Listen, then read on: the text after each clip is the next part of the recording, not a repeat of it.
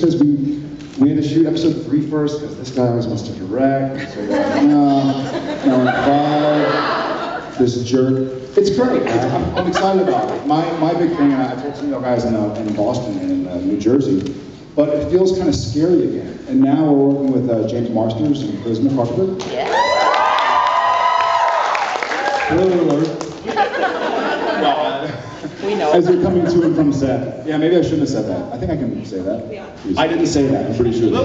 Misha announced it, and I'm just reiterating it. Do we have Buffy fans here? Yeah. It's over. Let it go.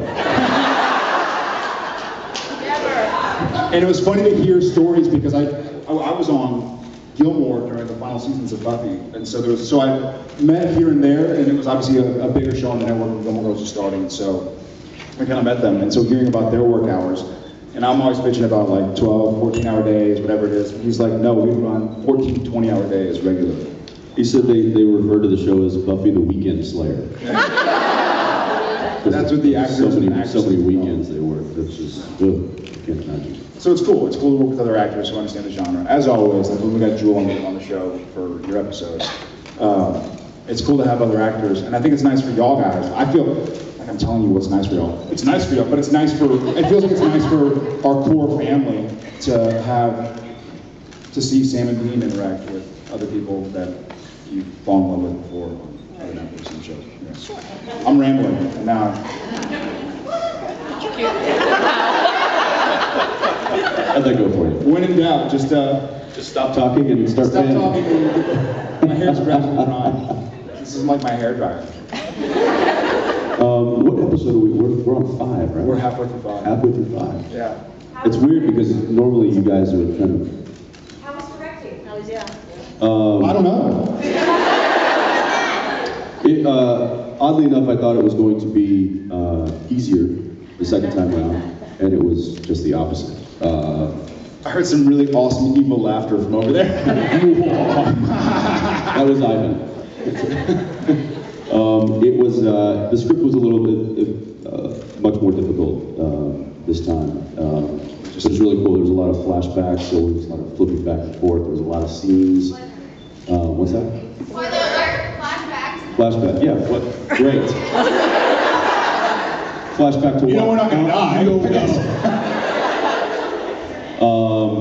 So just kind of keeping it all straight in my head was a little difficult, and I think because of what I learned last year doing it, I had that much more to think about this year. So it you know, I got it done. I was happy.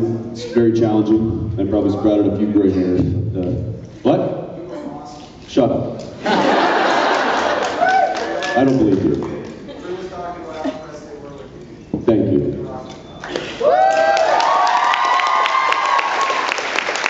Well, it helps to have, you know, the family that we have basically established over the past 6.5 seasons, supporting you and being there for you. At any point that if I was running into a problem or you know, had a question, there was always somebody there eager to help, not just willing to help, but like ready to go, and it was, I couldn't ask for a better situation to do something like that. So it was, thanks to the crew.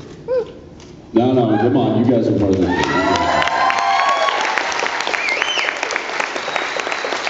How was it acting and directing, and how was it directing Jared? I actually got to direct him a little bit more this time. As you know, last year was pretty much all about Jim Beaver, but this year it was much more of a Sam-oriented episode.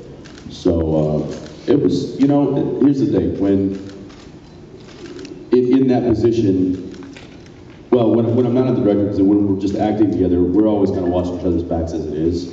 So it was the same when I put the director's hat on as well. You know, Jared shows up and he's like, all right, what do you want me to do? And he knows that I'm going to take care of him, right, because he and I take care of each other pretty much all the time, as far as, you know, how to motivate a scene, how to motivate a book. Like a lot of times, you know, you get a technical director on set who says, okay, I want you to move over to this side of the set because When you say this, because it's a cool shot. But then as an actor, you're sitting there going, well, there's no motivating thing that brings me to that side of the set. I would just stay here and say my lines here. There's nothing that, you know, if I'm getting a cup of coffee or if I'm doing something that motivates a move, then that's one thing. So Jared and I have always been very kind of well versed on finding ways to motivate movement in a scene. And the great thing about having that knowledge and working with him for so long was that I was able to basically block out scenes before we even got on set. And I had all the movements already there because I found a motivating factor within the scene to justify the movements. Is anybody awake yet? Yes. I love that. So it was, you know, that was a tool that I had at my disposal with him, that he showed up and basically trusted the fact that I blocked out the scene properly as an actor would block out the scene. And So less pranking than usual. less pranking than usual. Yeah. My brain, it was, I believe at one point, I was just, while they were setting up a shot, I was sitting there going through all the shots that I had listed in my head for that particular scene, and I was just kind of the 1,000-yard stare, and I was just looking, and our dolly grip, Dave Repel, comes up and he goes, I can literally hear your brain. And I did one of these.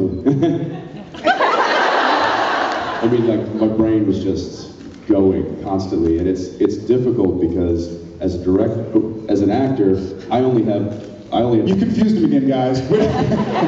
As an actor, you're responsible for one link in the chain. You're responsible for performing that character. And, you know, for so long, that's been my focus, is that character. You know, making sure that I bring him to life the best way that I can.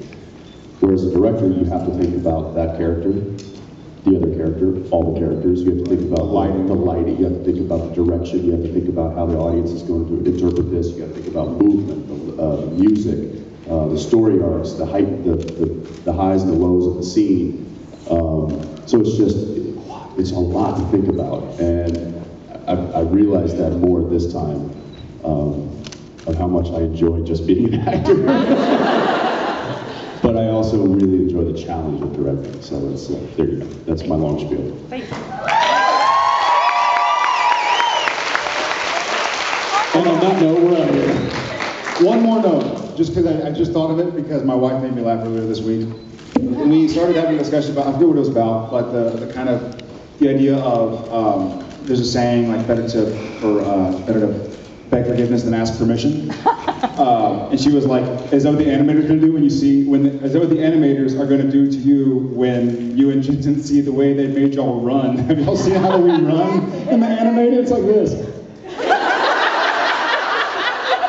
So literally I got a video of this. It's like, Dean! Like just the arms are going. And so then I'm on set and she sends me a text message that just says tee-hee. And I'm like, what? And then I get a video text message. She's recorded like Sam and Dean running. I like, thanks baby, I love you too. Anyways, sorry. All right, we'll see you guys later. This is what's going on in my head while he's directing.